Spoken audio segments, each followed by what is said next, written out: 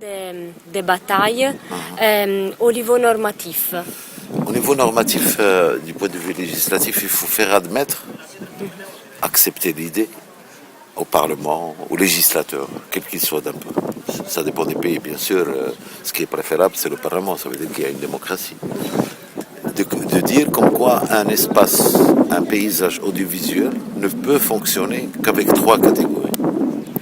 Un service public, un service commercial et un service communautaire. Ça, c'est pas facile à faire admettre. Parce qu'il y aura toujours l'attitude de dire le paysage médiatique du pays, c'est les privés et le public. Médias communautaires, c'est pour la population, c'est hors champ, etc. Ouais. Il faut dire que ça, c'est important. Deuxième idée normative, c'est un grand débat. C'est est-ce que ces médias communautaires, le principe, c'est que c'est à but non lucratif. Ils ne cherchent pas le profit. Ils ne cherchent pas le profit économique, commercial, mais elles cherchent un profit sociétal, en termes de valeurs, en termes de citoyenneté, en termes de respect des valeurs, en termes de culture des droits humains, en termes de respect des droits des uns et des autres, etc. Donc il y a une recherche d'un but, mais qui n'est pas lucratif. Mais ça peut être du rêve. Il faut quand même qu'il fonctionne, il faut qu'il y ait des sous, il faut acheter des machines, il faut ceci, etc. Comment faire? L'idée, c'est qu'il y a plusieurs exemples où les gens ont essayé de faire une technologie qui ne coûte pas cher. Par exemple, l'UNESCO a fait une petite étude où avec moins de 15 000 $, on peut faire un studio, on peut faire tout. L'UNESCO est allé plus loin il y a quelques années. Elle a même réglé le problème de l'énergie. On a fait une lampe avec du soleil, etc. Bon.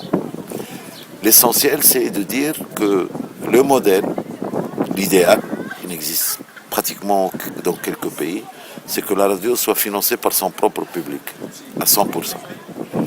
Et l'autre modèle qui dit, 100% c'est pas possible. Quand on est dans un village de femmes pauvres, on veut une radio communautaire concernant la femme rurale pour qu'elle apprenne à faire des choses, ou qu'elle préserve l'environnement, etc. C'est pas possible. Le principe, c'est qu'il faut absolument que le public participe quand même avec 1 euro, même avec 1 centime. Il faut faire ce geste pour que les gens se sentent concernés par leur radio. Et à côté de ça, puisqu'on a dit du point de vue normatif que les radios communautaires ont un intérêt public, la société, via l'État, doit leur donner des sous. Mais il faut qu'elle leur donne des sous dans une proportion qui ne remet pas en question leur indépendance. Oui, en effet. 10%, 20%, 30%, ça dépend. Tu as le modèle français. On est allé, d'abord, ce n'est pas des radios communautaires. Il y a une grande association de radios associatives qui ne demande pas de sous à l'État. Il y en a une autre qui est représentée à la marque, qui est le syndicat des radios libres. Ceux-là, ils travaillent avec les collectivités locales. Donc, ils travaillent avec les élus. Et donc là, la législation française a permis qu'il y ait 30% dans les recettes venant de publicité d'intérêt public. C'est-à-dire de la publicité institutionnelle, pas l'internet, pas ceci, mais comme une campagne de vaccination, comme quelque chose qu'une administration veut diffuser de l'information importante, un appel d'offres publiques, etc. Donc tu as plusieurs modèles. Mais l'idée, c'est à partir du but non lucratif, réfléchir au modèle économique. Ça dépend du contexte. Si l'État a une tradition d'indépendance, c'est-à-dire qu'il laisse la société, il lui donne des sous, mais il la laisse indépendante, on peut y aller. Sinon, il faudrait réfléchir. Et le danger, c'est d'avoir des sources de financement qui sont passagères. Exemple, en Afrique, plusieurs radios ont été créées par des fondations de pays étrangers, et parfois même par la FAO ou des organismes. Mais puisque ces organismes, ces fondations ont leur propre logique sur quelques années, arrive un moment où ils disent, ce programme, il n'est pas, ça nous prend, on arrête, la radio s'arrête. Et ici, on a parlé qu'on est en train de faire une législation aussi pour la liberté d'expression et donc des médias, pour une réglementation des médias.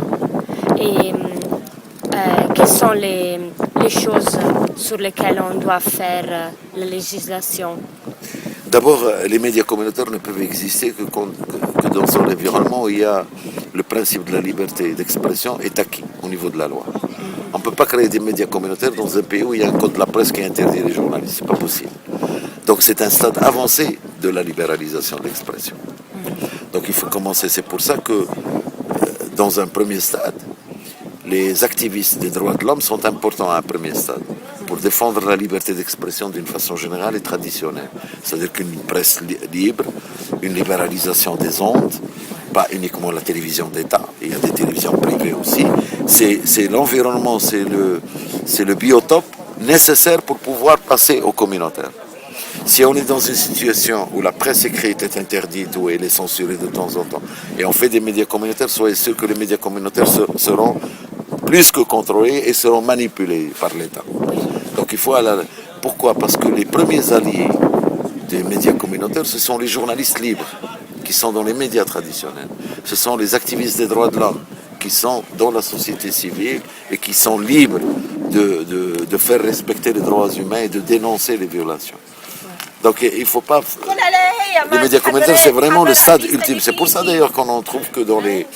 Bien entendu, tu as les modèles où il n'y avait pas de liberté d'expression et les radios communautaires sont dévoyées, détournées de leur objectif. C'est les églises. Il y a l'exemple du Kenya, de plusieurs pays aussi d'Afrique. Tu n'as pas la liberté d'expression, on fait des radios communautaires au nom de l'église et là tu rentres dans le prêcha, etc. Il n'y a pas de développement. On fait un petit peu de développement économique, mais on passe une idéologie, on passe une religion à l'exception des autres, etc. Ok. Claro?